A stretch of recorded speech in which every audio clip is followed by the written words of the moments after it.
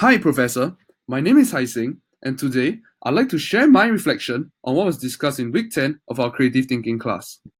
Ken Robinson's presentation on Do Schools Today Kill Creativity touched on many points that I could strongly relate to as a current undergraduate.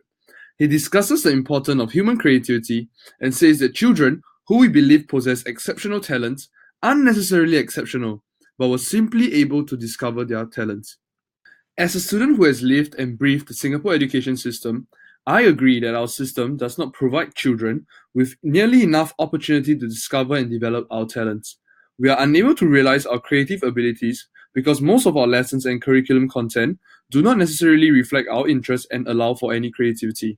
Instead, we conform to traditional guidelines set by our predecessors on how to do everything from a science experiment to creating a piece of art.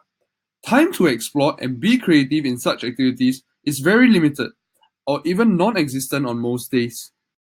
Furthermore, even when students are given the opportunity to be creative within subject areas, teachers evaluate the work.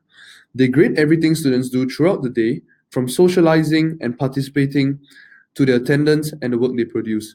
We, as students, are constantly being evaluated.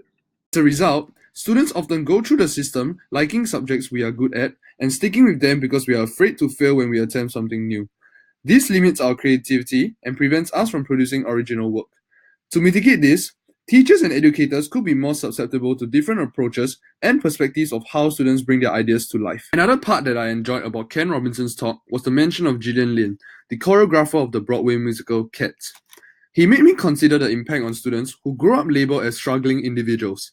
I think about the example of Miss Lin and the way she discovered her talent, and how often students are misdiagnosed in school and steered away from what they are really meant to do. Sometimes, educators are quick to label and blame children for their unwillingness to learn in ways that traditional methods demand them to. If a child does not fit into the mold that the education system creates, then something is wrong with the child and he or she is deemed to have a learning problem. However, I've reaffirmed my belief through this discussion that each individual possesses their own special talents.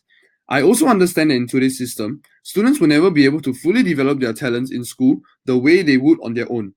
I feel that starting children young could be the key to building more creative minds, as they may have better chances for creative thinking. To conclude my creative thinking journey, these are some of my takeaways from Ken Robinson's presentation. 1. Keep the curiosity alive. 2. Imagination gives life to facts and knowledge. 3. Focus less on the grades. Master what you're good at.